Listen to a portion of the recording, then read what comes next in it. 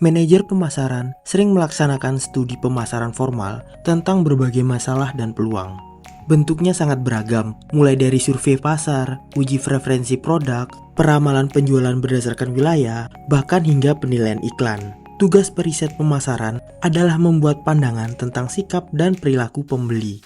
Gagasan pemasaran atau insight marketing memberikan informasi diagnostik tentang bagaimana dan mengapa kita meneliti pengaruh tertentu di pasar. Lalu apa itu riset pemasaran? Research marketing adalah perancangan, pengumpulan, analisis, dan pelaporan data sistematis serta temuan yang relevan terhadap situasi pemasaran tertentu yang dihadapi perusahaan. Umumnya, perusahaan membuat anggaran riset pemasaran itu sekitar 1-2% dari total penjualan perusahaan. Anggaran ini secara umum dihabiskan untuk jasa di luar perusahaan. Jadi, perusahaan riset pemasaran dapat dibagi dalam 3 kategori. Yang pertama, perusahaan riset yang tersindikasi dengan jasa.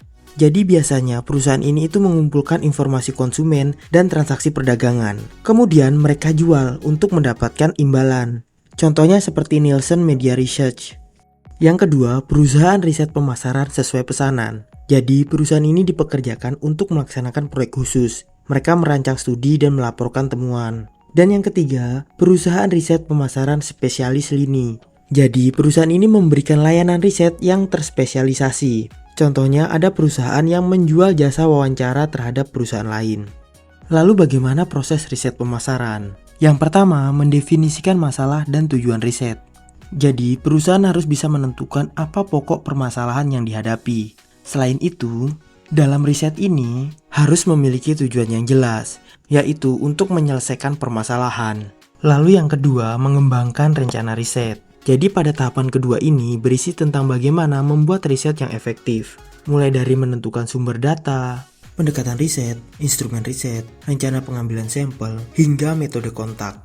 Sumber data periset dapat berupa data primer maupun data sekunder. Data primer sendiri adalah data yang didapatkan langsung dari objek riset, yang dalam hal ini adalah masyarakat, calon konsumen, ataupun konsumen.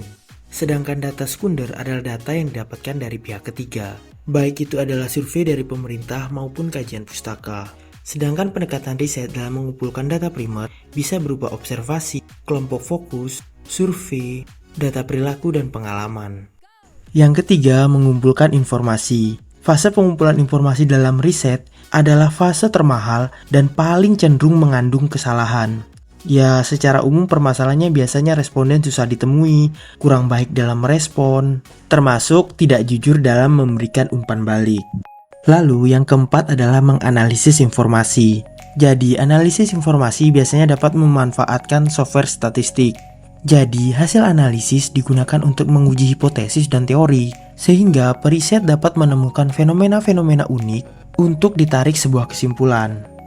Langkah kelima, mempresentasikan temuan. Jadi, periset harus mempresentasikan hasil temuan yang relevan. Hasil dari presentasi akan digunakan oleh para manajer untuk mengambil keputusan. Dan langkah yang terakhir adalah mengambil keputusan. Merupakan hasil dari pertimbangan bukti temuan riset yang telah dilakukan. Lalu bagaimana cara mengukur produktivitas pemasaran? Salah satu tugas penting dalam riset pemasaran adalah menilai efisiensi dan efektivitas kegiatan pemasaran.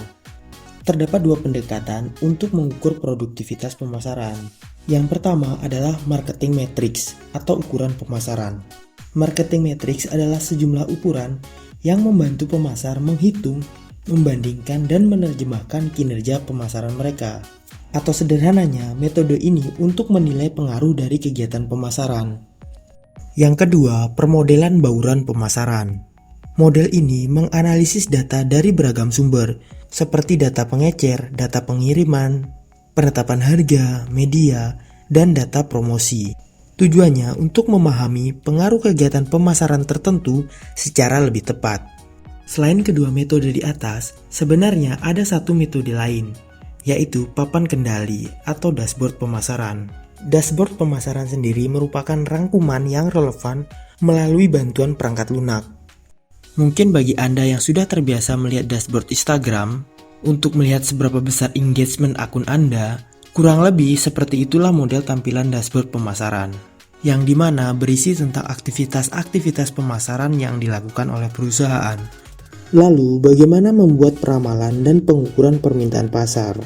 Sebelum membuat peramalan, tenaga pemasaran harus mengetahui pasar potensial, pasar yang tersedia, pasar sasaran atau pasar yang menjadi tujuan pemasar, serta pasar yang telah terpenetrasi, adalah pasar yang telah dimasuki oleh produk-produk perusahaan kita.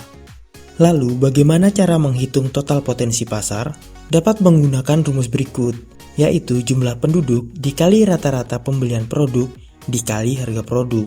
Misalnya gini, ada 1.000 orang membeli buku setiap tahunnya, dengan rata-rata membeli 3 buku per tahun. Diasumsikan harga buku tersebut adalah 20.000, maka total potensi pasar adalah 60 juta. Hanya saja pada kondisi tertentu data seperti ini kadang tidak akurat. Misalnya menggunakan data penduduk Indonesia 273 juta orang. Jika data tersebut dijadikan landasan, bisa jadi datanya tidak akurat karena tidak mempertimbangkan kelompok usia, yang dalam hal ini misalnya anak 7 tahun, jumlahnya sangat kecil untuk membeli buku. Selain menghitung total potensi pasar, kita juga dapat menghitung indeks perkembangan merek atau Brand Development Index. Cara menghitungnya, penjualan merek A dibagi penjualan merek B dikali 100. Contohnya, Anda dapat melihat tabel berikut. Biasanya, indeks ini digunakan untuk mengalokasikan sumber daya pemasaran, sehingga tim pemasaran bisa tahu berapa banyak usaha yang harus dilakukan pada suatu wilayah untuk memenangkan market.